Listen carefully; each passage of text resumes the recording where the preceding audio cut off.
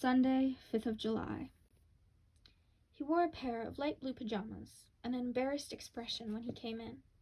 He looked very sweet, and he sat for a while on the edge of the bed talking to me. Now he is gone, and it will be another hour before he's finished. Washing, exercises, reading. Reading is something I am allowed to do with him. When he said, "It'll be another hour still," I felt as sad as if I had just said farewell for good. A sudden wave of sadness washed through me. Oh, to let someone you love go entirely free, to leave him to live his own life, is the most difficult thing there is in this world.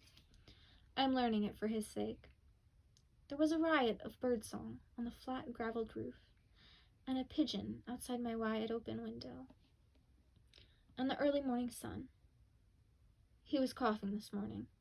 There was still that sore spot on his head, and he said, "State of exhaustion." We shan't be going to Adri's to eat. He has had a most peculiar dream, one he called an omen. I woke up at 5:30. At 7:30, I stripped and washed, did a few exercises, and then went back under the bedclothes. He came in hesitantly in his light blue pajamas, looking embarrassed. He was coughing and still has that pain in his head, and he said, "We won't be going to Adri's for that meal. I've had a really bad nightmare, a dream omen. I'm in a state of exhaustion." And so we are off to the doctor's this morning instead of going for a walk. I shall retire for the day into my own stillness, accepting the hospitality of that calm space for one whole day. Perhaps I shall be rested then. Body and mind are very tired and out of condition. But I won't do any work today, and everything should be all right. There is sun outside, and this room now feels so welcoming that I should be able to pray in it.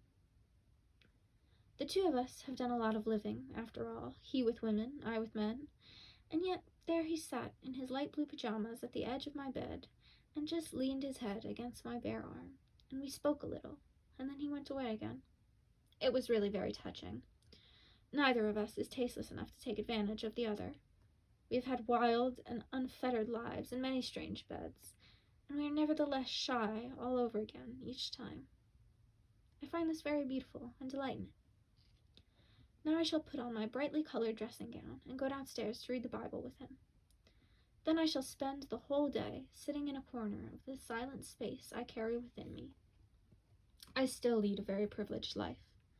I need do nothing today, not even housework, and I have no lessons.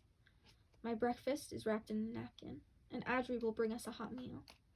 I am left alone in my still corner, squatting like a Buddha and smiling like one as well, deep within. That is nice for all the hard-working people to have to look at the smirk on such an ugly mug. I really don't know where that coarse expression suddenly came from. I have a great deal of writing to do today, a great deal. I have given Dickie's flowers fresh water and have cleaned the wash basin, doing it all with the care one uses in a strange house. I feel very comfortable here, or rather, I feel very comfortable with myself, and hence wherever I happen to be. Those psalms have become part of my daily life, were excellent fare on an empty stomach.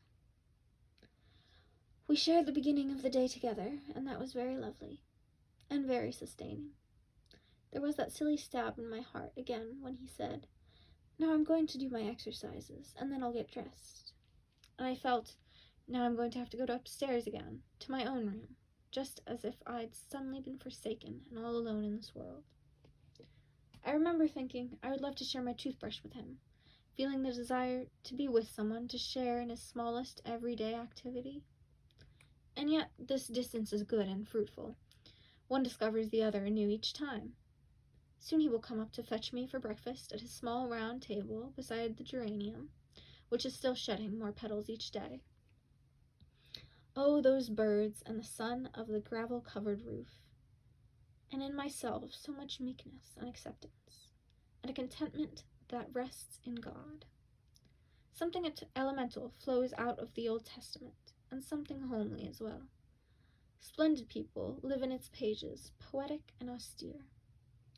It is really an incredibly exciting book, the Bible, rugged and tender, simple and wise, not just fascinating because of what is said in it, but also because of getting to know those who say it.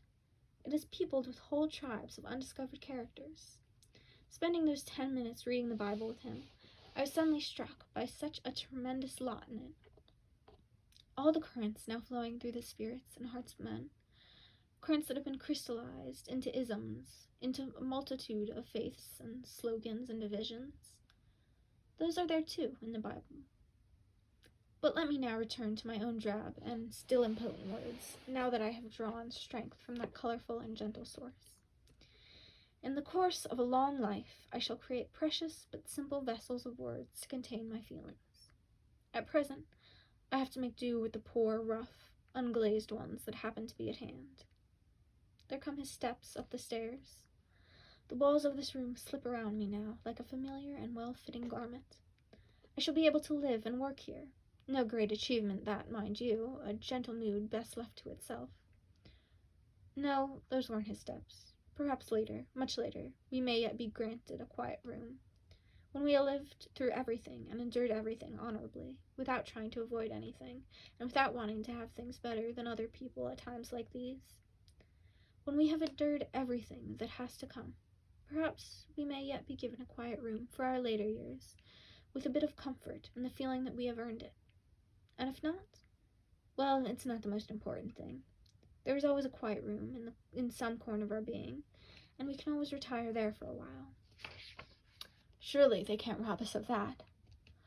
For a whole year now, I have been working at the quiet space within me, so that it has now expanded into a great hall, palpably present. At the end of a day like this, Tide would have said, in an almost matter-of-fact voice, "Dear God, I thank you for the lovely cherries, for the sun, and for letting me spend the whole day with him. And one really not need always be in such..."